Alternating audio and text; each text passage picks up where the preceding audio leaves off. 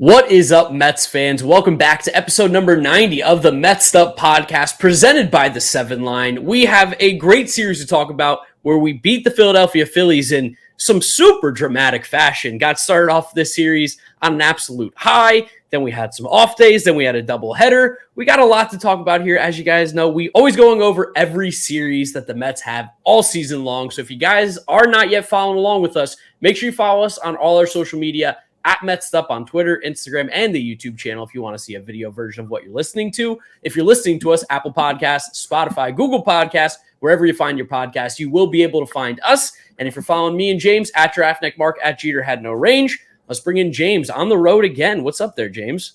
What's up, man? Yeah, I am on the road. Sister's college graduation today. It just came from there. Big day for all the families. You have the graduation, you have Mother's Day. There's a lot going on this weekend. Oh, yeah, that's it. Grandma's in the room next door right now in the hotel. She's listening to this by proxy. And also fun coming out here to Michigan State University and hanging out with my sister's friends because they were some of the first and most devout fans of the Mets'd podcast. I will have you know.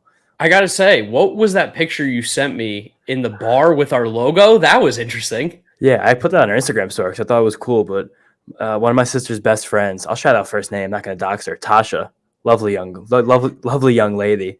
She's a fantastically talented artist.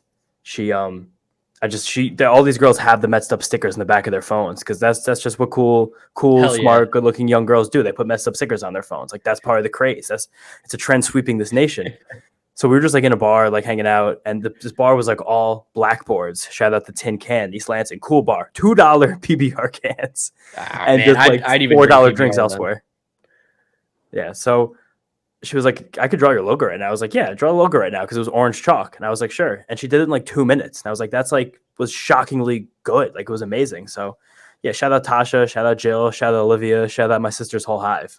And shout out the Mets'd Instagram. If you want great content like that, you can follow us at Mets'd on the Instagram. But of course, the story of this episode is going to be the Philadelphia Phillies series. Another one in which we won. The Mets have still not lost a series all season long. And we are going to keep riding that for as long as we physically can because it's fun to say, and winning is more fun than losing. I think that's safe to say.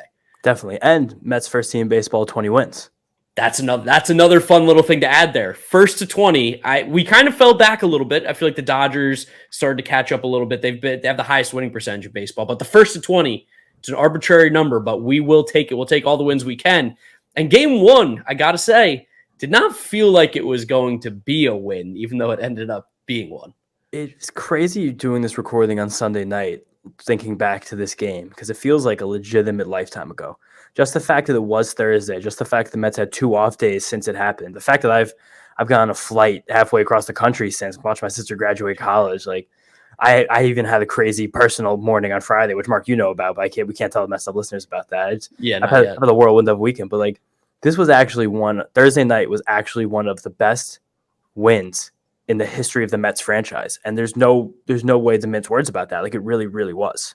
It was so nuts to experience that kind of win, like on Twitter. Cause like the Mets, the most recent thing we can think of is when we blew a game kind of like this, and experiencing that on Twitter was pretty miserable. And I didn't really want to be on the app. I didn't want to be on social media. It was the complete opposite. I wanted to be on Twitter as much as physically possible after this win.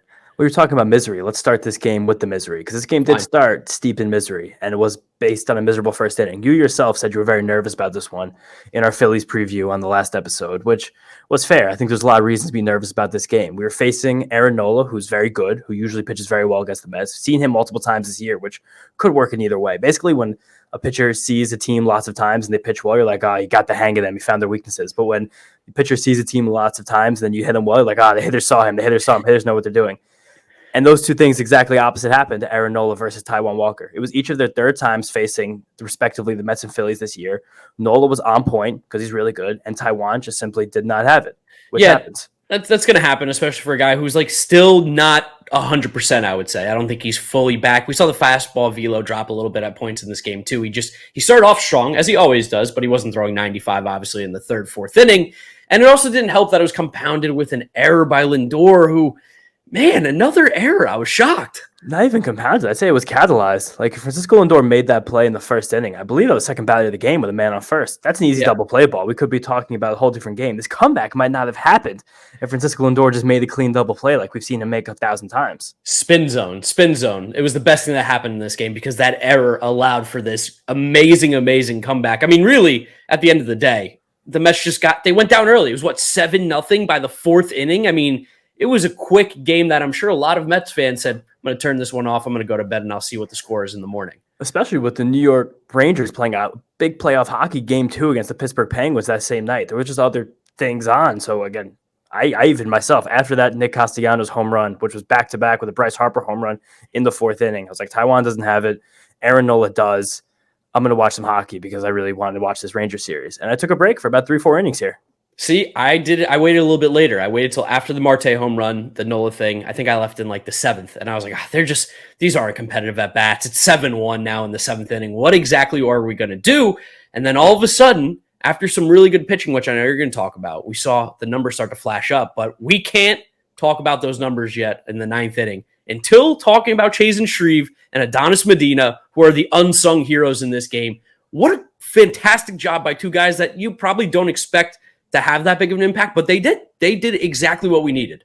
Definitely. We talk about very often this show, teams A bullpen, their B bullpen, their C bullpen.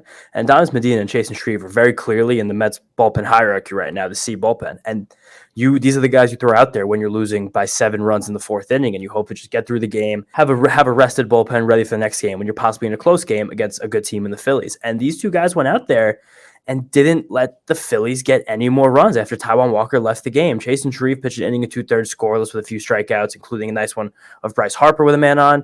Adonis Medina threw 2 2/3 scoreless. The Phillies hit the ball hard. He didn't miss that many bats, but he still got the job done. And it's very easy in a game like this for two relievers who are probably on the fringe of an MLB roster to kind of let the bleeding continue, let the game get out of hand, especially in a bandbox like Philadelphia on the road. And like we said, down a lot early.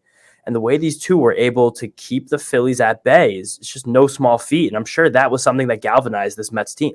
What was it, back in 2020? Was that Shreve's first stint with the Mets? Whenever he first came here, I was very impressed. I expect a lot worse from him. And he ended up having a really nice year. He went to Pittsburgh, I think, the following year, and he's back with New York. And again, I know we've seen him pitch well here, but I continue to be impressed with the quality of pitching performances that Chasen Shreve has for us. Every single time he goes out there, he throws strikes, he attacks batters, he gets lefties and righties out. He's a guy who I think if the Mets bullpen wasn't as strong in the back end as it has been, is a dude who could be getting more innings, almost kind of like that Aaron Lupish role where he can get both lefties and righties out. And just has that one really great slider that acts more like a sweeper, where it has like downward motion and sliding motion. So it goes down, and then of course I'm going to use my other hand because I'm on camera here. It's going to be a mirror. It goes down and away from lefties. And it's a pitch that just because it moves on two different planes can get hitters from both sides of the plate out. And it's very good. And it's proven to be very good again, his second stint with the team. He's got the splitter too, right? I think that was his main pitch as well. Yeah, so that a guy with two breaking balls like that, you can get anybody out. He's proven he can do that. And another big thing in this game that I haven't seen really many people talk about, and I know even in our post-game spaces, we didn't talk about this because we guess we just weren't watching as intently as we really could have been. No. The great Mets fans that we are, the podcasters that we may be. The Mets were still very much engaged and energetic throughout the middle innings of this game when it looked like all had been lost. Like specifically in the 8th inning, they were really building up to this comeback in two plays that I think were pretty inconsequential in the scheme of things, in the scheme of baseball in general.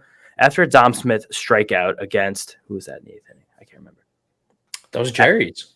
Oh, yeah. After a Dom Smith strikeout against old friend Jerry's Familia, Tomas Nido and Brandon Nimmo hitting 9th and 1st in the Mets order, each hit lazy ground balls to Gene Segura.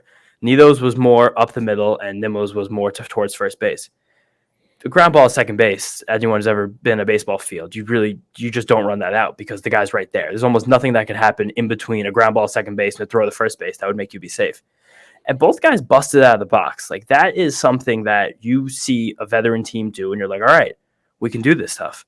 And like you watch those replays, and not that the plays were necessarily close, not that the guys were going 125% in these runs, but they went hard and they made Gene Segura like grab the ball quickly and make a play. Like those are not the kind of things you see every team do when they're down by 6 runs in the 8th inning. It's way easier to take the easy route there and just jog it out. Routine ground ball. I'm out. I'm going to be out by 40 feet or I'm going to be out by 20 feet. What is the difference? Especially when you're Tomas Nido, who moves at a snail's pace. But I got to say, like you said, like that's something that I think I'm going to give some credit here to Buck. I think that's a big Buck thing. I think that's a big, you play every single out hard. You play the game the right way. The old heads are going to be super, super happy about this. This is something that you see from an old school manager, because if you don't, he'll pull you in a 7-0 game. And these are guys who want to be out there. And that's something that this Mets team, like you said, felt like, even though they were down 7 or down 6 at the time, because Starling Marte hit the home run, who had a very, very good game. We'll talk about that in a second here. These guys felt like they still wanted to be there in a scenario where it was very easy to say, pack it up, let's get ready for tomorrow. And you could just see this is also a team that wants to win. They're working hard and they're hustling every single play. They all believe in themselves and they believe in each other. As corny as that is and as stupid as that sounds, I've never said anything like that in this podcast. No. You kind of feel it. This team has some juice. They have vibes. They definitely have vibes. And it all came to fruition in the 9th inning when the Philadelphia Phillies sent out James Norwood, a guy who we've spoke about probably too much on this podcast already, another creative player guy. And boy, oh boy, did the Mets offense just all of a sudden wake up. And it was sick. It was sick. And it really got started with Starling Marte. Got a nice little hit to start it off. And then the Francisco Lindor. It was not a nice little hit. Not a nice little hit. It was an infield single. It was a dribbler. Yeah, I know. Nice little hit. He got a nice little hit. A little beat it out. But this plays off of what happened in the 8th inning, too, because Starling Marte, a guy in his mid-30s who's been in the league for a decade plus, he could easily just be like, all right, whatever, hit a dribbler. No, Starling Marte hauled ass out of the box. He busted it, and he beat the throw by a half of a step. Oh, yeah. No, that's it. We've seen Starling Marte do that a couple times this year. Another guy, like you said, he's going to bust it out every single time, and that little thing kept the line moving and got us the Francisco Lindor home run, which was a fucking bomb. Holy crap. The juice baseballs were back for that swing. I felt like he absolutely crushed it. And again, Lindor, all business, run around the bases, keep the head down, keep it moving.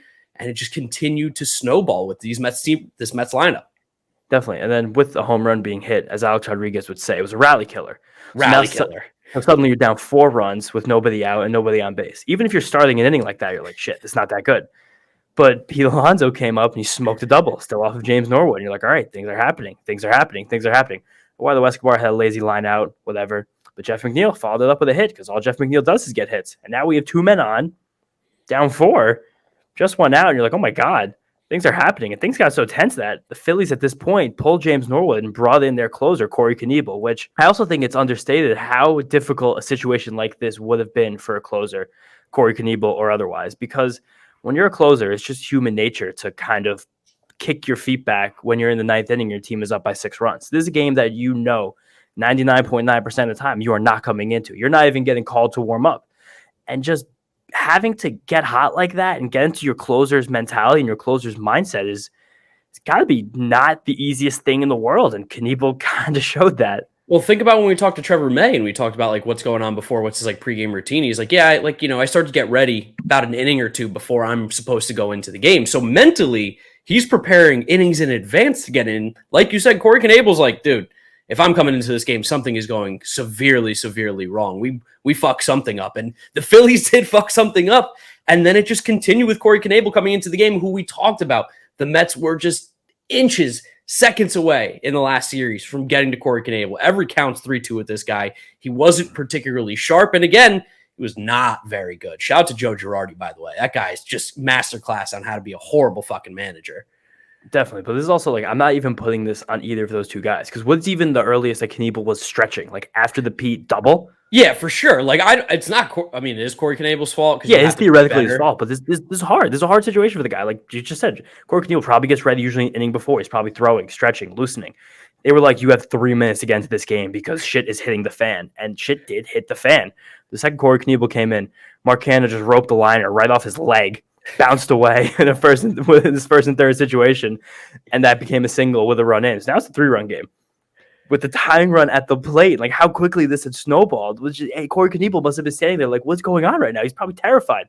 He did get a very nasty strikeout of Dom Smith, the at-bat after that, on a curveball that I wish Dom did swing at because he had fought off one in a similar spot, and he looked at one in a similar spot. So I was like, damn, Dom, 3-2 pitch, could have gotten the tying run on base, but neither here nor there. No, JD comes to the plate, ice cold off the bench, and the guys, they were talking about it today in the doubleheader because Gary was talking to Nimmo and McNeil apparently before the game, and they were like, for JD to come in like that, ice cold, and keep the line moving with a huge double, which is what JD did, especially against a righty. This dude can hit all sides. It doesn't matter. He doesn't need to just play against lefties anymore. Keep him to DH, but let him swing the bat.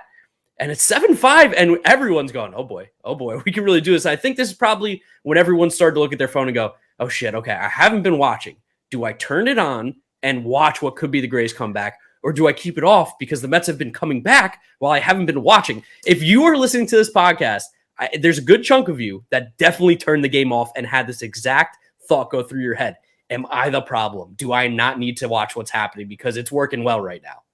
I want anyone out there who did have this inflection point after they saw it, the Mets cut it to 7-5, after this JD double, tweet at us. Tweet the Mets'd podcast, tweet at Mark at Draft Tick Mark, tweet at Meech either had no range.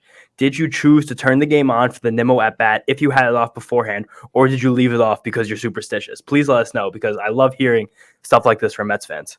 Yeah, for me, I kept it off. I didn't want to see it. I'm unbelievably superstitious. I'm not just stitious. I'm superstitious. As you know, I wouldn't watch Edwin Diaz pitch for a year. So, I mean, listen, whatever it takes, it clearly was working because Nimmo, this friggin' guy, man, Brandon Nimmo, we've talked about it a lot on this podcast. He is so fucking good. And I know I'm going to toot my own horn here, but I feel better and better every time I got shit for overranking him in my rankings this year as a player. He's a top 50 player in the league. I don't give a fuck. He's so good. I've been saying for years. So at first, it was a time where no one ever listened to me because I had like 75 followers on Twitter. And I just told my dad and my friends, like, Brandon was really good. No one really knows it. Now, the last 2 years, I've been telling all you Mets fans out there that Brandon was really, really good. And I can't wait for him to do it. I love that we still have the joke that he's a fourth outfielder, but he just very skillfully sat on the Corey Knebel curveball, because that's Corey Knebel's out pitch. He throws it almost as much as any other curveball in baseball. And he just went right at it, back up the box. Perfect one hopper to the center fielder, Odubel Herrera, who has no arm. We pinch ran Travis Jankowski for JD Davis, which I know it's like the obvious move to make, but I guess maybe not every manager would make it. So pat in the back for Buck for using his bench there. Like we told him over again, use your bench. Jankowski scored by 2 steps because, again, Odubel Herrera has noodle for an arm. And suddenly this game was tied.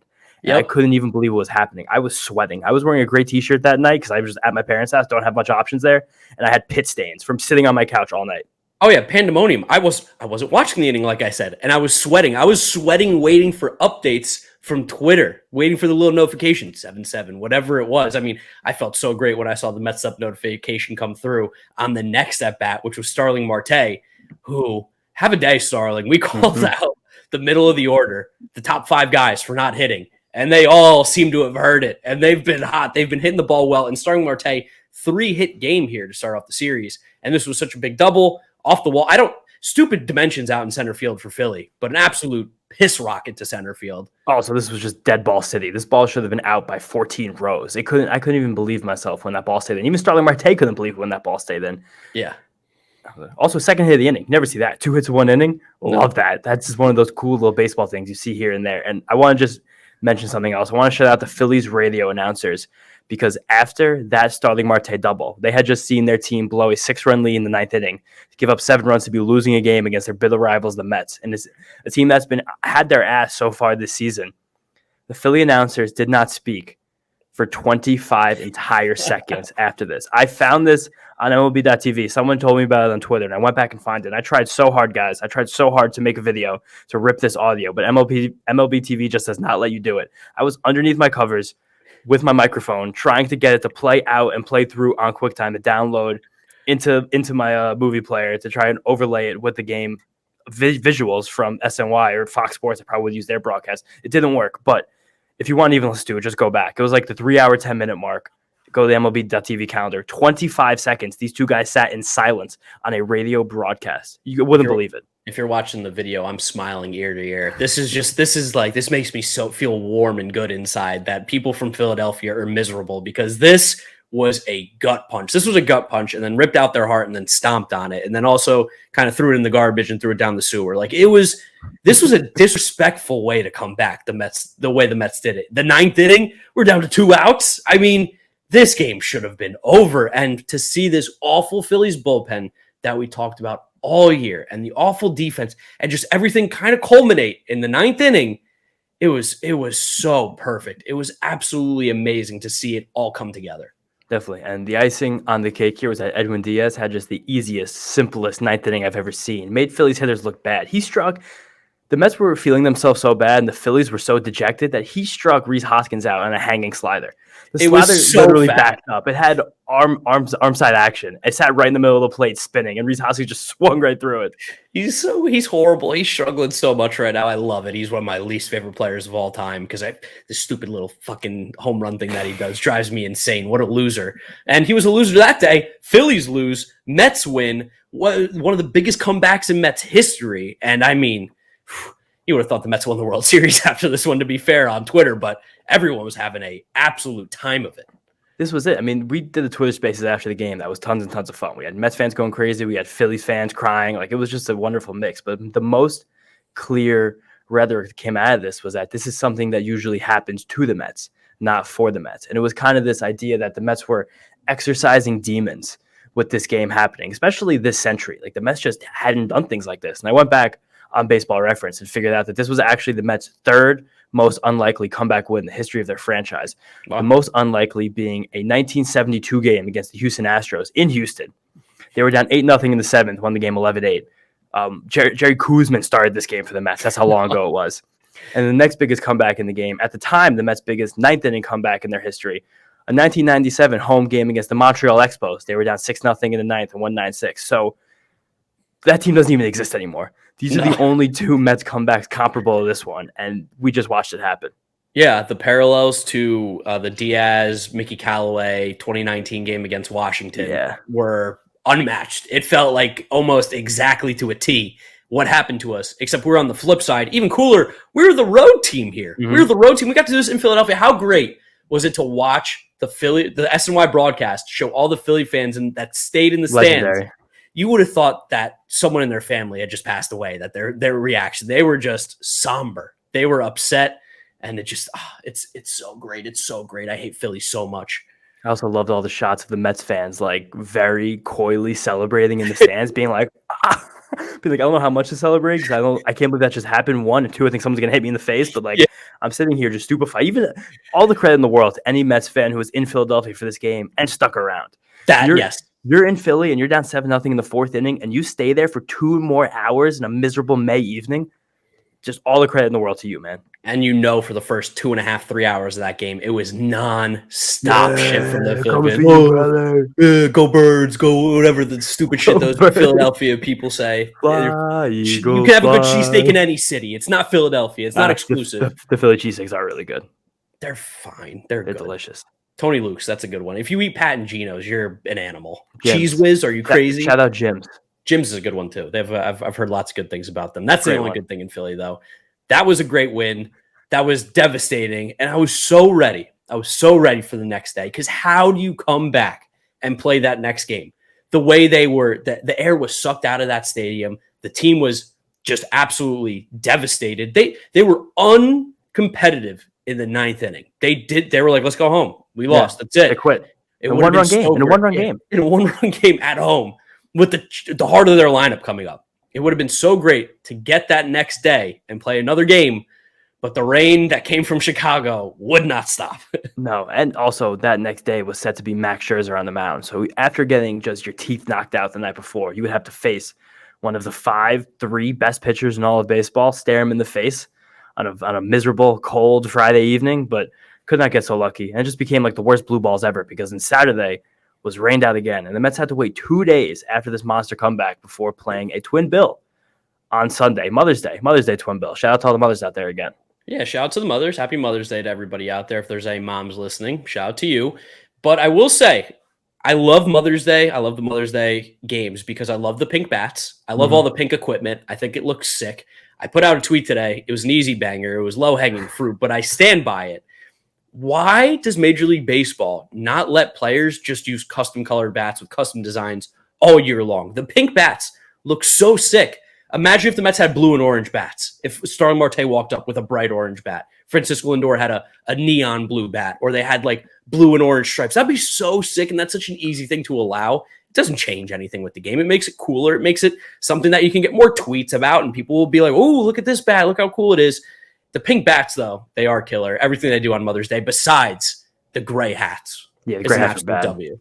The only thing I could say about the bats being something that MLB wants normalized is I bet that the pitchers wouldn't love neon bats and Okay. stuff like that. Like I can understand how like a fluorescent bat could be distracting to a pitcher on the mound. How just like seeing that like waggling like behind a hitter's head, you kind of lose focus on the strike. So I'm not saying that I know that for sure. I'm sure it's actually some stupid legal licensing situation between Mizuno and Louisville Slugger and all these bat companies that they have deals with MLB to be a certain way. But I could see, because I know that's a thing isn't that a thing with white cleats? No, you can wear white cleats. Isn't like a stupid unwritten rule that guys shouldn't wear them? Well, I think the unwritten pitchers, rule. at least. I was about to say the unwritten rule. I think is more so towards pitchers, and it's more so about white on your glove. That you're not really supposed to have any light color on your glove, which is why when you think about it, most pitchers rock with like the black or the brown, or you now start to see like the blue or the teal. Like those are a little different. Yeah, but like, that's the only thing I could see. I don't know. I agree with you. That should be. It'd be a cool way to add more flair to the game, but I don't know. I don't have a good reason. Yeah, no, I don't think anybody does. And game two, now that we talked about, and I remembered that there was a delay, it probably is why Max Scherzer maybe wasn't as sharp as he had been all year. Delay in the start, not a delay in this game. Yeah, no, delay in the start in that he got, pushed back 2 days. So he was really on like 6 or 7 days rest now. A full week in between starts, because last time he pitched was Sunday Night Baseball last week against these Phillies when we were there. Yeah. And we've known with Jacob deGrom in the past, these guys like to stay on a rhythm, especially Max Scherzer, who's very meticulous about his off days and everything he's been doing. He's been doing it for 14, 15 years now. I'm sure the extra couple days off, while it's not a bad thing, definitely threw him off his schedule a little bit. And you kind of felt that in the first inning a little bit too. Yeah, he just very clearly was not sharp in this one. Like the first pitch of the game to Kyle Schwarber, which I also thought the Phillies, who hadn't been hitting Schwarber leadoff, kind of just threw him leadoff because he just hit the 2 home runs against Scherzer. For sure. Some Joe Girardi gamesmanship, just classic baseball guy stuff. But the first pitch of the game, first of all, Scherzer threw a curveball first pitch of the game, which that's not something I really remember Scherzer doing very often. And it was just like he completely just missed it. It was like a spinner that stayed high and away to Kyle Schwarber. Like it missed in 2 different places. Yeah. Like James McCann, also interesting. This is the first time all year James McCann caught Max Scherzer, a storyline that we should be watching as the season unfolds. But I mean, to James McCann's credit, it's very small, and me and you have both said the framing numbers are nonsense. They're fake numbers. It's not really a real thing. But James McCann right now is 96th percentile in framing among catchers in Major League Baseball for a guy who we were told cannot frame. So I just want to say that because that's at least one thing he can wear proudly, right? Sure. And again, I don't know how many people even told you that at the end of the day. Maybe it was like Joe and Bob and random nonsense 14-year-olds on Twitter. But sure, yeah, we can hang our hats on that. But the first pitch of the game was basically a hanger to Schwarber. Scherzer was just lucky that missed outside as well as high, or else it would have been in the stands. And then not soon thereafter, Bryce Harper did put one in the stands after Scherzer went down 2-0 on him on a 4-seamer and a changeup that just both barely missed. Both like those are pitches that you don't really see Max Scherzer miss, especially early in the game. And he grooved a fastball that James McCann was set up low and outside directly down the middle on 2-0. And Bryce Harper sent it like 495 feet away. Yeah, that was a bomba. That was absolutely crushed. It was crushed. Despite the dead balls, you knew that one was gone. Yeah, that was honestly like you kind of felt the Phillies get a little bit rejuvenated after that awful 9th inning from Thursday, where they're like, all right, we're still a good team. Like that's kind of that's what you have a player like Bryce Harper on your team for. Like he's one of the best players in baseball. He showed you why. He could pull all that stuff aside and be like, I can retake control of the situation. This is my team, and I'm going to be the best player in the field. You know how like after you have a big rally, the shutdown inning is always so big. Yeah. The one that follows up after it, it almost felt like a shutdown inning where if Max Scherzer got through that 1-2-3, Phillies would have laid down and it would have been over. Yeah, for sure. And then after that home run, the Phillies just kind of stayed on Scherzer. Over the next 3 innings, the second, third, and fourth, they had 8 total hits in 3 innings. That's just not what Max Scherzer usually. That's not what usually happens to Max Scherzer. And some of them were hit hard, but it was mostly just like dinks and doinks. And that's just kind of what happens. But at the end of the day, they were putting the bat on the ball a lot, and that is just not something we've come to see from Max very often. Now I know you were at graduation, so you weren't listening to it. But Keith, first game back, which is good. He's healthy. He's feeling good. So he was back in the booth, which was nice. And he started immediately with the old Keith stuff where there was a ground ball hit by either Gene Segura or maybe Alec Boehm very, very softly through the second base hole. And he's like, he just leaving the right side of the infield open is crazy. He couldn't believe he was beside himself. It's like, Keith, there's numbers. It works. Shifting is better. But happy to have Keith back in the booth. It felt right. It felt good. And glad to see that he's healthy. Yeah, definitely. It wouldn't feel normal watching Keith Hernandez not complain about something that's like very clearly statistically proven, which is fine. That's okay. Like that's his role. That's his job. But of course, after that 4th inning did happen, Max Scherzer gave up a leadoff single in the 5th to, I believe, Bryce Harper again, who's just, again, one of the best players in baseball. And he retired the last 6 he faced to close this out and wind up getting through the last 2 innings in basically 20 pitches, getting to 6th inning, and only ended up giving up 3 runs total with 7 strikeouts, 10 hits, which was crazy. But it's just so insane that Max Scherzer can have like an objectively bad start and still have a quality start in terms of what Major League Baseball gives you for a quality start. 6 innings pitched, 3 earned, with 7 strikeouts to boot. Yeah, I was about to say, like, man, this is his bad. This is when he's off. It's pretty sick to be Max Scherzer, huh? Yeah, and he was very clearly off. Like, we've seen Max Scherzer this year, like, spread out his pitches a lot. Like, throw a lot of sliders, changeups, cutters. He really was only throwing 4-seam fastballs in this game. Not that he was only throwing them, because he still mixed up and threw 5 different pitches, but it was the only pitch he threw, like, a lot. Only pitch he threw more than 20 times by the end of the start. They were also mentioning on the broadcast, too, that Max mentioned the last start, which we were at, was a cold, windy night at Citi Field, and he couldn't get a fantastic grip on the ball. He didn't feel completely comfortable, which is why he was trying to work fast. It was because he just wanted to stay hot, they were saying, and that he was a little bit, I don't want to say worried, but he was like, it's going to be the same thing again. Like, by no means do I actively, seek out to pitch in these kind of situations, because I just can't have the best feel going out into the game. Yeah, and this was a cold, windy game again, so these are the kind of starts that probably won't happen as often once we get into the heat of summer, but it wasn't perfect, and that's just what's going to happen to anybody. And the fact that when Max Scherzer is uncomfortable and doesn't have it, he could pitch 6 innings, give 3 runs, and have 7 strikeouts. Like, that's an incredible floor, and I'm happy he's on our team. Yeah, for sure. And the Mets, I mean, like, it was only 3 runs at the end of the day. Yeah, they were doing the Mets thing that we've kind of seen all year, which I guess if this is how the Mets are going to lose, it's better than just getting the doors blown off of you. But they had chances, and they just couldn't get the big hits really until like the 6th inning, which was when they kind of had their best chance. Yeah, and this chance was after Marte, who we're talking about heating up. This, at the time, extended Starling Marte's hitting streak to 6 games. That was broken in the second game, this doubleheader. But hey, guys hitting like 400 in May. We'll take that. He led off the 6th inning with a double. Luis Guillermo hit a single. We had first and third, nobody out, and James McCann coming up and in classic fashion just hit a double play, killed the rally. Hard ground ball to third base. Yeah. Let me tell you, that guy sees guys on base and he's like, let me hit a hard ground ball. He loves putting the ball on the ground. And I was like, I was kind of laughing to myself. I'm like, man, should have just told him not to swing. I saw a stat that went around Twitter, got semi-viral over the weekend, that said Byron Buxton has hit, I think it was 36 home runs since his last double play. That's sick. I think that there's going to be a point where maybe James McCann has hit 36 double plays by his next by between home runs here. It's crazy, but it's just like those are probably the 2 most opposite players in the entire league. But even after that double play, there was still a man on. No, there's no man on. After that double play now, we just had 2 outs, nobody on. We scratched out another run on a Nimmo single, Lindor double, who looks like he's swinging the bat a little bit better. And then that was all we'd get the rest of the game. We had another chance of the rally the inning after this, after back-to-back walks from Pete and Eduardo Escobar, but then Sir Anthony Dominguez struck 3 guys out in a row. Then Jose Alvarado blew the Mets away. Then Corey Knebel made mincemeat of the Mets. This after Kyle Gibson was just annoying as hell for 6 innings. And we didn't get anything. It happens. Yeah, I was kind of, I don't want to say bothered, but as hot as Dom was, quotation marks, because he had that breakout when he was on the verge of being cut apparently, and it got Robinson Cano cut, which that's fine. That's a big win for the Mets anyway. But he's just back to not really hitting right now, and I think, especially with how JD has been swinging it better, you kind of just have to give the bat to JD now in that DH spot if it's going to be between him and Dom, just because Dom's not really winning it. Like he's not taking this spot, which he's kind of being given, but he's not taking control of it at all. And also because it kind of handcuffs the Mets bench options when Dom is playing first base and Pete is DHing, something that we had said the Mets should be doing more, but we're idiots. We don't really know what we're talking about here to a degree. Because when Dom is playing first and Pete is DHing, you suddenly can't pinch hit for Dom when a lefty's on the mound, because if you take Pete out of the DH spot and put him in the field, you lose the DH. Now the pitcher spot comes up in the order. So now suddenly you basically have no one on your bench to be playing first. Like JD can play first. I don't really want him to play first. No. Eduardo Escobar can play first. I don't really want to play first. Then who plays third? JD. Yeah, exactly. So now you're in a situation. JD also made his first error of the season. That was second game. Yeah. Good luck, JD, for making it this long without making an error. That's progress. I like that.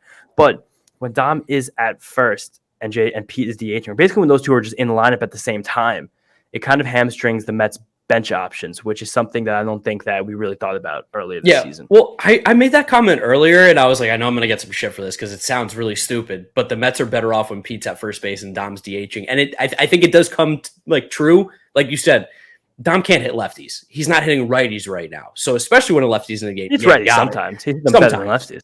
Yeah, but I'm saying right now he's not hitting anybody. So You mean like today, Sunday? I He mean, didn't hit righties. kind of all year, but yeah. Yeah, but earlier this week he was between And Sunday and Monday and Tuesday. Yes. yes, but he's back to kind of being cold. He's doing that helicopter swing. I don't know. I don't know what's going on with Dom. Maybe it was an early start. He was sleepy. I have no idea. Whatever. The Mets lost the game. The Mets lose games, but luckily for the Mets, not luckily for the Mets. The best part about the Mets is when they lose games, they just know they're not going to lose a series. Yes. And they came back in Game 3, and Pete Alonso just put us on his back, and he basically won a game for this team. Yeah, no, he was awesome in Game 3. Pete's been swinging the bat well again after that cold stretch from everybody that we took. Well-ish. Weirdly well, but not well at the same time. Like Pete's crazily hitting for average, but he entered this Game 3 with a slugging percentage like below 450. Well, that's what I was about to say. He's hitting 270, but the slugging percentage is down. But he still has 7 home runs, and he also leads the National League in RBIs. Like, it's such a bizarre year for him. He's also not walking, and like the power has come like in like spurts. It's very weird for Pete, but also the Mets got a big boost for the second game of the doubleheader because early on Sunday morning, Zach Eflin, along with Zach Wheeler, just a Zach attack in the Phillies locker room, both hit the COVID IL. So this was set for a bullpen game, and as we've talked about ad nauseum, the Philly bullpen is not that good. So having a bullpen game against the Phillies bullpen, that means you're going to get a lot of Christopher Sanchez and Nick Nelson, who the Mets have seen plenty of times this year and who are very comfortable with hitting. Yeah, Pete's seen Christopher Sanchez a bunch. He got the first home run. It was an absolute bomb. He knew it was gone. Gary was lit on the mic. He was screaming. He was happy. And then he got his second home run, a 3-run homer in the 5th inning off of Nick Nelson, who, again, Phillies had to try and stretch him out. They needed to get length out of them. So I'll blame Joe Girardi, but I also won't, because what are you going to do? Put in Connor Brogdon in the 5th? Like, and then what are you going to do? Like, their bullpen's so bad. You know what I can't believe we didn't see? I can't believe we didn't see Brad Hand. I mean, happy to see Brad Hand. Brad Hand's a high leverage reliever in this bad Phillies bullpen. Like they need him for the close games against lefties. But that diatribe you just did sounded like the Rick and Morty sketch. 2 brothers, and then the moon's coming into the earth, and old ladies attack, and then what are you gonna do? That's kind of what this was for Joe Girardi. He had almost no chance to win this game, so it felt really good that the Mets jumped out ahead early and got that first inning home run from Pete to put them ahead. And also, both of these Pete Alonso home runs were with 2 outs and men on base. That's a big deal for any team. When you're getting 2 out RBIs in any ball game you've ever played, ever in your life at any level, you're breaking the other team's back. And the fact that we did it twice in the first 5 innings against bad pitchers, like this was all we needed. We're just going to cruise through. And when you got Chris Bassitt on the mound doing the Chris Bassitt thing, he's our better Stroman this year. It's so funny how he fit right into that mold so well. The Bassitt hounds are howling. He's so reliable. He's so good. Granted, he didn't go 6 innings today. First time all year. He also didn't really need to. Like, he was good. He wasn't his best, but he was good enough. And were you able to catch this? The weird thing that happened where Rhys Hoskins was at the plate and we thought we struck him out and everyone started walking off the field, but no, call him back, balk that nobody heard. The first base umpire called a balk on Bass for not coming set. And all of a sudden it went from getting out of the inning to second and third, 3-2 count with Rhys Hoskins up at the plate. He struck him out in the next pitch, so it didn't end up mattering. But oh my God, the umpiring is he did balk, to be fair. Like, it was technically the right call. But the fact that they couldn't even be on the same page, relatively speaking, umpiring has been atrocious this year in Major League Baseball. I feel like the worst it's ever been. It definitely has been. It's just so much more under the microscope with as much as Twitter expands every single year, especially in baseball terms, how many accounts that we have, umpire all or umpire worst calls of the night. Like, it's kind of hilarious, like how much Twitter rhetoric there is about umpiring. Just do your job well, and everyone will stop caring. Like, you know who we don't ever hear about? The good umpires. The only ones that you know the names of are Angel Hernandez, Laz Diaz, CB Buckner, the ones who are complete dog shit. I actually forgot about this in bad umpiring in Game 1. In the first inning of the first game, Francisco Lindor had a check swing that Phil Cuzzy struck him out on, where he didn't even come close to going around. And then Alec Boehm, the next inning, literally the exact same thing. It was just like, it's a doubleheader and it was cold out there, so I get that. But like, give these guys a chance, man. Dude, we're all there to watch Phil Cuzzy umpire. Yeah, that's why we're there. I even laughed at, I know this doesn't have to do with the Mets, but the Madison Bumgarner scenario with Dan Bellino, where he's like, when I first became an umpire, I was told very wise words that umpire is if your children were watching in the first row. I was like, what are we talking about? It's umpiring the game. You dictate the rules. Why is there this like big pride thing about being an umpire? Get the calls fucking right. If anyone out there hasn't seen is it Dean Bellino or Dan Bellino? Dan Bellino. Dan Bellino. If anyone, I'm thinking Dean Blandino, the NFL guy. Yes. The guy who chimes in on Fox and gets every call wrong. But So wrong. if anyone out there hasn't seen what happened that Diamondbacks game from, I believe it was Tuesday or Wednesday. Wednesday. Early this week, yeah. Yeah, it was Wednesday because I did my first pitch podcast day after. That's not fancy relevant news, and I led off the show with that because it was one of the most shocking things I've ever seen in a baseball field. Basically, this year there's something of an ump shortage, so there's some taxi umpires, similar to how teams have taxi players, where guys will umpire in AAA and the major leagues. With that, these umpires are a little bit green, a little bit inexperienced, and there was an inexperienced umpire umpiring a Madison Bumgarner start. Madison Bumgarner, knowing this, is going to try to take advantage of a young umpire. And the first inning, he was just barking at him left and right. Almost every single pitch that was near black, Madison Bumgarner was trying to get that zone stretched out for him the rest of the game, because as Madison Bumgarner's left shoulder and left elbow die a little bit, he needs to expand the brain. He needs to find other ways to get hitters out. And he has mostly this year. His ERA is shockingly incredible. But the crew chief, Dan Bellino, knowing he had to stick up for his young umpire, gave Madison Bumgarner what I'll call a thorough sticky stuff examination after this inning. He rubbed and massaged Madison Bumgarner's hand for minimum 30 seconds. Like, you could put the timer on it. It was 30 seconds. Crazy. The whole time while making eye contact, staring in Madison Bumgarner's eyes. I don't even know a one man on earth who had his desire to stare at Madison Bumgarner's eyes for 30 seconds. You even have the stomach to do that. Terrifying man. It's like almost sexual how long they looked at each other. It was borderline sexual. And then Madison Bumgarner basically said, "What the fuck are you doing?" And they went ballistic. Bumgarner had to be restrained by multiple teammates, and he was, of course, thrown out of the game. But if anyone didn't see that exchange, please go on Twitter, go on YouTube, check it out. Just check it out. Anyone that was like the plain video, not the recap lip read version of it. Yeah, I mean, I know that was a little bit off beat there and didn't have anything to do with the Mets, but moral of the story here is everybody goes to the baseball game to watch the umpires. I think we can all agree with that. Well, Joe West said in Part of My Take this week, they interviewed him, which was hilarious because Joe West is a podcast now. I know. If you think everyone in the world is a podcast now, everyone in the world really is a freaking he's podcast. Also, I believe he's pushing big crypto and all these other like random things as well. He said that the K zone that every single TV station shows is incorrect, and that there's no umpire in baseball last year who got less than 95% of the calls correct, which is awesome. That's savage. And you also heard the thing of information, right? That the MLB came out and said that we give the umpires 2 inches. There's like a 2-inch respect zone of if they're within 2 inches, it's okay. 2 inches is huge on the strike zone. That's so massive. That's like the size of a baseball. Everyone support your local unions. Back to the Mets. Chris Bassitt in this game. Well, he did have some weird stuff going on. First time he didn't finish 6 innings. He's steady as hell. Steady as hell. He did leave this game for Chase and Shreve, a guy who was also still solid. So he would have finished 6 innings. I believe, I don't remember if it was Schwarber or Harper that came up with a man on in the 6th inning here. I don't remember. I don't remember. Yeah, it doesn't matter. But 5 2/3, 5 hits, 1 earned, 1 walk, 4 strikeouts, just 5 hard hit balls. Just very clearly wasn't super sharp in a day that was hard to pitch, like we talked about with Max, where it was cold and windy, just downright miserable out there in Philadelphia. There wasn't even that many people out there for Mother's Day game, which is kind of sad. Usually Mother's Day is one of those great baseball days where you could pack the stadium on a sunny day, but we've just been a really cold week in the Northeast for whatever reason. But didn't get tons of whiffs, but just like you felt super comfortable his entire game with Bassitt on the mound with a respectable lead. The only guy who really got a hold of him was Gene Segura, who hit a home run in the 2nd inning, 3rd inning, or whatever, and then definitely should have had another one on a ball that was just launched down the line in the 4th inning that somehow we caught with their back up against the wall. Yeah, the dead baseballs, which we will get into a little bit more here after we finish up this quick recap here. The dead baseballs are a real thing. It helps us at times. It hurts us at times. In this scenario, it helped us a little bit. And then, of course, our boy Drew Chains came into the game. Sick, disgusting, still doesn't give up runs because he's just unbelievably good. And Lugo finished it off, and the Mets get another series win. Any other comments here before I start to talk about the dead ball stuff? Yeah, from the first game today, I want to shout out Joely, my man Joely, 7 straight scoreless appearances, who just looks really nasty doing it. Yeah, no, Joely's looked absolutely fantastic. Like you said, Joely, ooh, he's good. Who saw this coming? Not us. Can't believe it. A good reliever is good. Can't believe he gets the lefties out, the thing we pay him for. Crazy. Miguel Castro and his 15% walk rate in the Yankees. I wish I had him back instead of a good lefty that the Mets don't have otherwise. Man, what a horrible trade the Mets made. Okay, so now to the dead ball conversation because Miguel Eckersley. Yes. Oh my God. Miguel Eckersley. Need him. That got me good. But yeah, back to the dead ball conversation.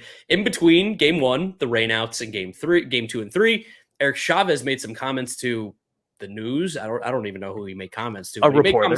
To a reporter in which he was talking about the baseballs. And he was saying that a lot of the guys have been complaining. Pete Alonso, of course, had the theory that they use different balls for different games when they're nationally televised, that the Mets or whoever's playing gets the juice baseballs. And in other games, especially teams that no one cares about, like when you get a Tigers-Royals game, they'll go to the dead balls because let's keep offense down there. Let's keep those guys' stats down so we don't have to pay them as much. Well, Eric Chavez was like, we've actually done our own research here. We've looked at the exit fields. We looked at launch angles. We looked at expected distances that all these balls are supposed to be going. They're not going the same distance as baseballs in the past. Clearly something has changed here. Clearly the balls are different. And shout out to Wick Sacks, one on Twitter, who kind of brought this up and wanted us to talk about it. He was saying the J.D. Davis ball that was hit, that was smoked to center field, that you kind of didn't even get to the warning track. I couldn't believe it. Gene Segura, you mentioned. There was a lot of balls in this series, even the Francisco Lindor ball down the line. There was a lot of balls this series, all-around baseball, that you've seen day in and day out that look like no doubt home runs that are not even getting close to being hit. The balls, man, I mean, why did they do this? What? I got to assume you think that they did something to the balls too, right? Of course, they did something to the balls. I think they're just trying to figure out the best ball to procure the type of offense they want in the best way. I saw a great graphic that was put up on Twitter the other day. I want to get the person's name so I don't forget. He's a baseball writer for Yahoo. His name is Zach Kreiser. He put up this, and formerly from Baseball Prospectus, this crazy chart about slugging percentage based on the exit velocity of baseballs. I think I actually sent it to you. Yeah. Slugging percentage based on launch angle of baseballs. And it has every single year, so since 2015, since kind of right before we realized that Major League Baseball was screwing with these balls, and showing the slugging percentage on a specific launch angle in 5-degree increments, starting from 5 degrees, 10 degrees, 11 to 15, and then so on and so forth. Basically, once you get to like 26, 30 degrees, that's basically your home run launch angle. It's always been known as your slugging percentage is like minimum 1,800 to like 2,400 year after year after year. This year, so far, 2022, the slugging percentage on balls in play at a launch angle between 26 degrees and 30 degrees is down below 1,500, which is, again, if you look at this graph, it's very clear. It's all woo, woo, woo, woo. Every single year, basically exactly the same. Even the rabbit ball year compared to what was thought before as the dead ball year in 2017 and 18. This year, it's created way past that. And the most steady the launch angle is from year to year, including this one, are balls in play between 5 degrees and about 17 degrees.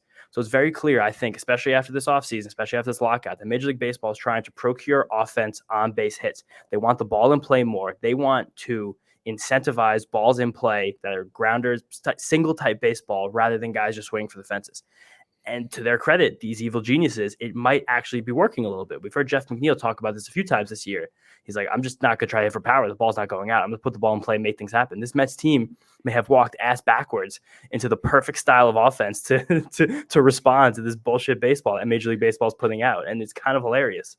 It was almost like why the Phillies could be struggling, because they have a lot of guys that are very much reliant on the old way, or not the old way, but the new way of playing baseball, home runs and walks. The old new way. Yes, the old new way. Man, Mets really stumbled into this one if this is how it ends up playing all year. Also, the humidors, got to talk about that too. Every stadium now has humidors, and they're being used all year long. They're apparently horrendous in the spring and fall months, great in the summer. They're basically calibrated to work for June, July, August. So when you have April cold weather, you just get screwed. And that's like stupid. That's dumb. Well, and logically too, humidors add moisture to baseballs. And when there's colder air and the ball is more moist, it makes the ball heavier. So it's less like it's going to fly through the air with less velocity and not go as far. Also, before we wrap up this quick ball talk, before we get to our first prospect report, if you guys are still with us in a very, very long time, we've just been busy.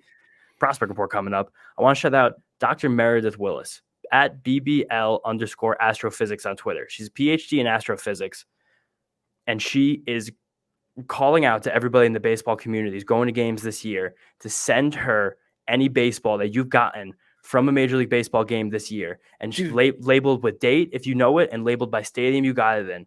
And she's going through all these baseballs and trying to figure out why the drag is different in different parks at different times and different games. So if anyone out there is listening, go check out Meredith Willis on Twitter at BBL_astrophysics, but there's no Y. So at BBL_ASTROPHYSCS. Check out her pin tweet.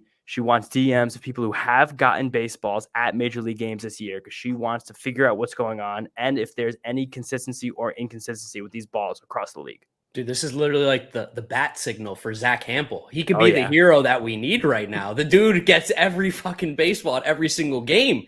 I've got connections. I'm gonna drop that ad to him. I'm gonna let him know he's friendly with me. He's a nice guy. He also is a little bit weird with getting baseballs. This might be the redemption arc that Zach Hampel needs for the baseball world. Imagine he's the reason why we uncover, because he has so many baseballs, that these baseballs are messed up. They screwed with them big time. Oh, that's great. I'm so happy that you said that too, because that's something I actually wanted to do a long time ago, or back in 2019, was do a video comparing baseballs and just like feeling them and holding them. Be like, okay, I know I have older baseballs. Let me get 2019 baseball. Let's see how it feels. Like, let's just play around with it. That's a fun YouTube video. Definitely. And everyone, again, check out Meredith. She's doing great work over there. And a literal astrophysicist. Super genius. So smarter than any of us will ever be. By far. But love that she's doing God's work. You know what she doesn't know, though? What? Prospects. Nope. Maybe. She hasn't got a clue about Alex Ramirez. I can tell you that right now. She's got no clue. She's not even on his radar. But Alex Ramirez, this is a guy that you spoke about way back. First ever prospect report is hey, take a look at this guy. He's 18 years old in A-ball. He must be decent. He must be okay. James, you couldn't have undersold it more. The dude's really, really good. Alex Ramirez is hitting so well right now that when all the prospect guys start making their midseason updates in July, if he stays as high as he has been, that's really freaking hot. He has the potential to already be like a top 70 prospect. And I'm not even exaggerating there. Yeah, he's been so incredibly good. I mean, he is that dude. Send him to Brooklyn. Let's get him in Brooklyn already. What's he doing in St. Louis? There's no reason he's dominating at the level. Now, granted, he still doesn't walk. 4.7 walk rate. That's something that you definitely need to see get up a little bit if you want to see the success that he has be sustainable. But he's also not striking out. Under 20% K rate, along with he's hitting for power. He's running the bases well. Doubles, triples, home runs. He's doing it all. 380 batting average, 421 on base, 590 slugging, and a 1011 OPS on the year. He is the best statistical hitter in the entire minor leagues for the New York Mets right now. And he's also got the most plate appearances, which means they see something in this guy. They want to see him get as many reps as possible.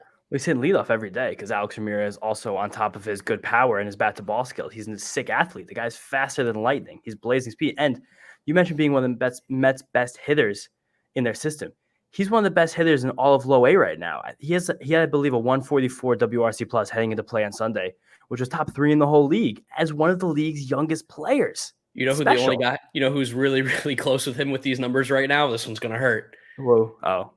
PCA, P. Crow Armstrong. Yeah. Dude looks good. PCA is the whole year older than him. Whole year older, at least. Might be 2. He looks really good. But yes, Alex Ramirez is our guy right now. He's our super, super young prospect that everyone needs to keep an eye out for. Like you said, Keith Law is the only one who really gave him a lot of love right now going into the year. And you hit the nail on the head. He was trying to find his next Tatis because he did that same thing as well. I don't think he's going to, I'm not willing to say he's the next Tatis by any means because that's hyperbole by all means. But the idea is that Alex Ramirez has got stuff here. It looks like he'd be a little 5-tool player that the Mets have, just kind of casually hiding in the minors right now. Definitely. Keith Law put him as his number 100th prospect on his preseason list. The same reason I even shouted him out in like the 20th ever episode of this podcast, because, this guy has tools. He got a big signing bonus, and this organization has proven to be able to develop players. Let me mention him now, and then when he's good, I get all the credit. Receipts, baby. You got receipts. It's a great plan. I'm happy me and Keith Law are like having the meme where we grab hands with that. Yes. Other guys that you guys know about that we'll mention on the offensive side, Francisco Alvarez, Ronnie, Beatty, Vientos. We'll talk about them all real quickly. Alvarez not looking so great right now. He kind of hit a bit of a skid after he was so incredibly hot for those first 2 weeks. It's going to happen. He's 20 years old in Double-A. Again, one of the younger players at that level in all of minor league baseball. So it's nothing to be worried about, I don't think, by any means. Yeah, basically, people should just kind of relax with the promote Francisco Alvarez right now. Rhetoric, again, he's 20 years old in the minor leagues playing catcher, the hardest position in this whole game to play. And like you said, it's not really that great. He has not hit a home run since April 17th, basically since we stopped doing these prospect reports. So maybe since now we're going to start doing these regularly again, hopefully as we have the time, it'll get him back going. But he's hitting 157 over that time too. It's growing pains. He's 20. You have to watch James McCann and Tomas Nido ground in double plays. I'm sorry about that. But you're probably not going to see Francisco Alvarez this season. Even though he said he does want to still make his debut this season, he's going to have to do a lot better to make that happen. Yeah, he's definitely going to have to heat up a little bit. Listen, we know he's an avid listener of the Mets'd podcast. So he was probably like the guy. A friend, the boys aren't talking about me. What do I have to play well for? Now that we're talking about you again, Francisco, it's fine. We give you the green light. You can go back to mashing again. He'll be fine. Ronnie and Beatty, both fine. Again, there's not really a lot to talk about with these guys. They've all just kind of been playing baseball. Yeah. Ronnie and Beatty are both just still better than league average at the AA level, both a little bit older than Francisco. Beatty's 22, I believe now. Ronnie's 21, so a little more experience. They both had more reps in A-ball than him, at least. Beatty, the power is meh, and the strikeouts are just basically where they've always been in the system for him in the mid-20s, but he's walking a lot, and he's hitting more fly balls than he hit last year at the same level over a similar sample. So I like to see that. One of the big knocks on Beatty heading into the year was that he wasn't lifting the ball enough, and is happy he's doing that. Ronnie is lifting the ball better as well. He's hitting for power. His strikeouts are a tiny bit better. They've gotten below 30%. He's still not walking. It's fine. We're seeing progress, just seeing these guys who are both, again, lower than the average age at their level. Beatty being about the average age, Ronnie being significantly lower than the average age, and then Francisco Alvarez being dramatically lower than the average age. It's nice that we're seeing them at least hold their own, and just being hot and cold at times, seeing that roller coaster. It means that that's development, that's adjustment, that's seeing them kind of learn this game as they go through.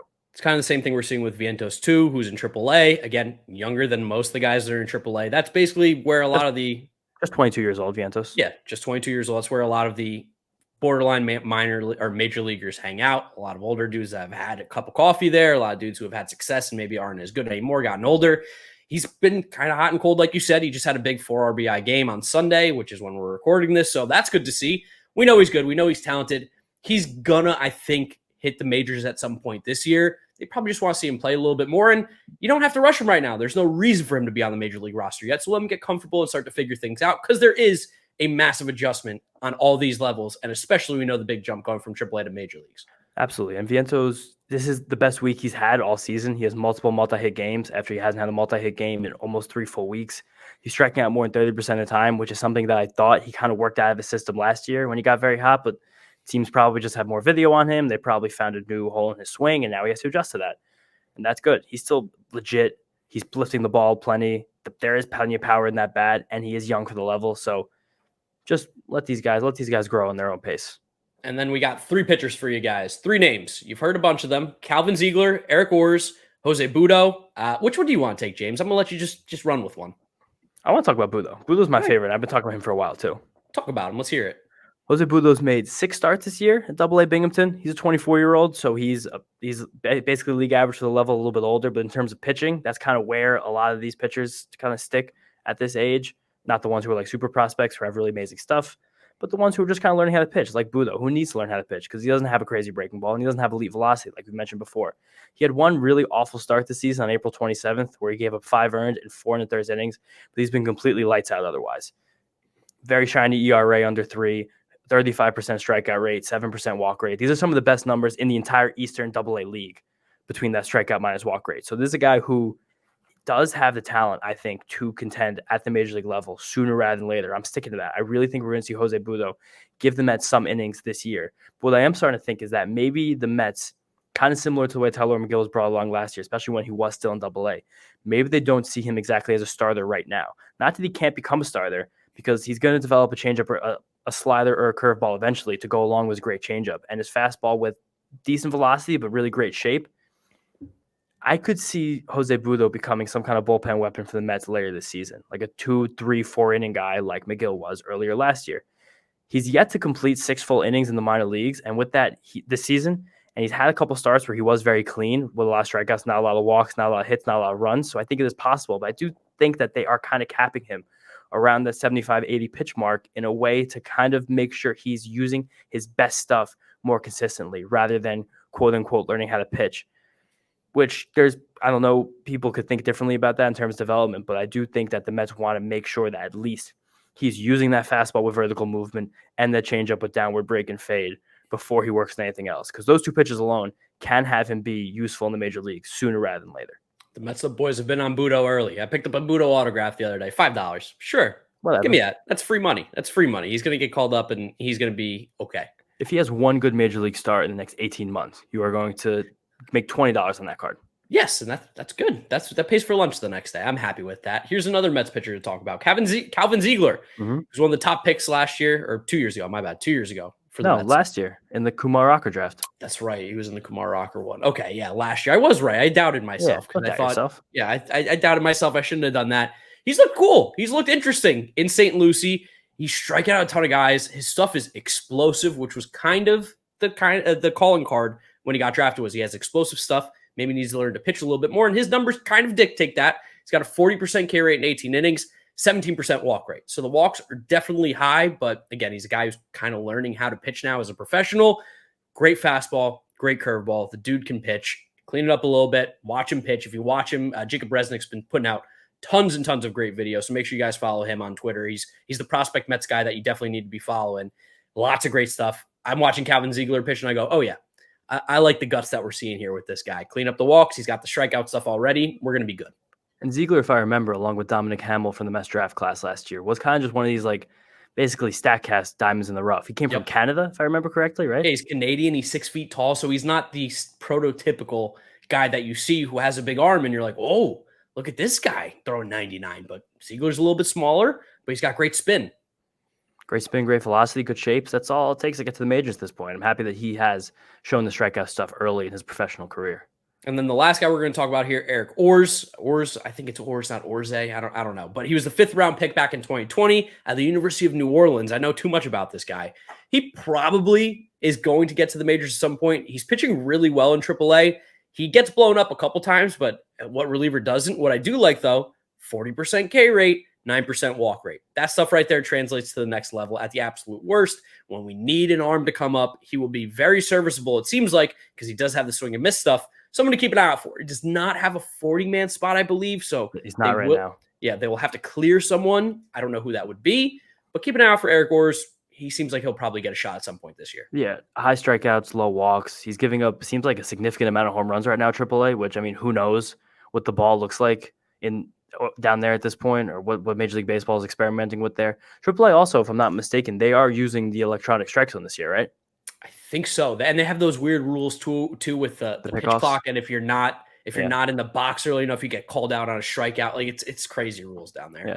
So if anyone does check out Eric Orz's Fangraphs or Baseball Reference page, you'll see an ERA. It's about 8. But I really would caution people not to be concerned with that, because when you're looking at minor league pitchers, you just want to look at swing and miss stuff and keeping and not walking guys. And right now, that's what Eric Orz is doing. Also, a stat I don't like that I actually railed against on this podcast and on Twitter over the last week is xFIP. Oh my God. xFIP takes FIP and it just neutralizes the pitcher's home run rate, which that makes sense in terms of like being predictive and looking at guys' future performances. But in terms of what a guy does, a lot of things that a pitcher does will make their home run rates naturally higher or lower, just naturally based on what they throw, how they throw, who they throw against. Eric Orz's xFIP is actually good. So the balls that he's allowing in play, besides the ones that are going over the fence, aren't really they aren't like being hit especially hard. And theoretically, if you're trying to predict how Eric Orze will pitch in the future, or is whatever, there's less of a likelihood that he's going to allow a home run on 42% of the fly balls that he's given so far. Yeah, it's an unsustainable rate. But he's only thrown 11 innings. Yeah, when people throw the xFIP out for a singular game performance, like we saw on Twitter, that's so brain dead. It's like we're using an expected stat, even the expected batting average stuff on like singular balls being hit now. Yeah. It's like, people, we got to be better than this. We know that that's not how expected batting average and all these stats are supposed to be used. No, Baseball Savant is rarely available to every single person in the world, so it's very easy to throw something out like that and do it. I got really mad at one guy because he told me that Jack Flaherty was good because his xFIP going back 2018 was like fantastic. I was like, you're an idiot. That's not how baseball works. Just Eric Orz is missing bats. Eric Orz is missing bats. We got to find his name out. We'll figure this out. The next prospect report, I promise, Eric, whatever your last name is, we're going to get it right. We're going to show you the respect you deserve because you're getting strikeouts. That's the prospect report, guys. Haven't done that in about a month. Feels good to be back talking prospects. I love talking prospects. Love talking prospects. Happy that we're able to give like kind of a cast a wide net here with a lot of different types of prospects. Yeah, for sure. We got Alex Ramirez, the young gun. We got Vientos, AA. We're covering pitchers. We're covering it all. Let's wrap it up here with the next series. What do we got, James? What are we looking at here? Heading to Washington for a 3-game set against the Nationals, which is the second time this season so far that the Mets have gone literally exactly from Philadelphia to Washington, which I think is kind of funny. That is funny. And what are our pitching matchups? I mean, we know we're a better team than the Nationals, so this should be a fairly easy series. Another one we should win. Of course, they do have Juan Soto and Josh Bell and Nelson Cruz, who are competent Major League Baseball players. But we know on the pitching side, it's extremely rough, and I can't wait to hear who we get to face. off day for the Mets on Monday, so it's going to be the Mets' third off day in 4 days, which that kind of just sucks as like wanting to watch these games. But I'm sure the team really appreciates it. Actually, maybe they're even not. Maybe they're just trying to get back on get the ball rolling again. But Tuesday, Tyler McGill versus Patrick Corbin, which I pray to God that we just hit the ball a mile against him. JD Davis, lock him in for a home run against Patrick Corbin, calling it. Yeah, plus 300 probably on DraftKings. Wednesday night, we have a get-right spot for Taijuan Walker against, again, not a very good Nationals lineup. It's not the worst lineup in the world. Like, I will say that while this Nationals team as a whole is really bad, most of that badness is felt in their rotation and in their bullpen.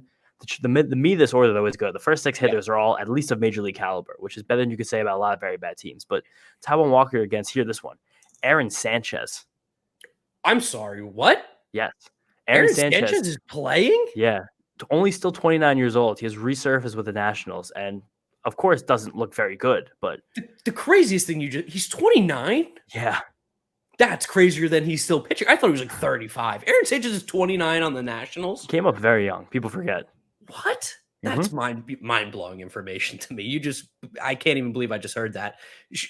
Mess him up. He's not good. No, he's not good at all. His ERA is 9 this year. It's a small sample. ERA doesn't matter, but he's also not missing bats, whatever. And then a Thursday matinee, 1:00 game. Carlos Carrasco versus Joe Nadone.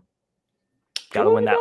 Impressed us the last time, but he's not very good. No, it's not very good. I think he has it's one good breaking ball. It's either curveball or slider. I can't remember right now. But he's a guy who strikes people out, but also that gets hit really hard. So these games in Washington, that is a low-key, very easy park to hit. Mets got to hit. Just rip the ball, score 7 runs a game, and then get to next weekend home series against Seattle. Fun series. Mets never play the Mariners, especially at home. So let's win these games, win another series. I'd love a sweep.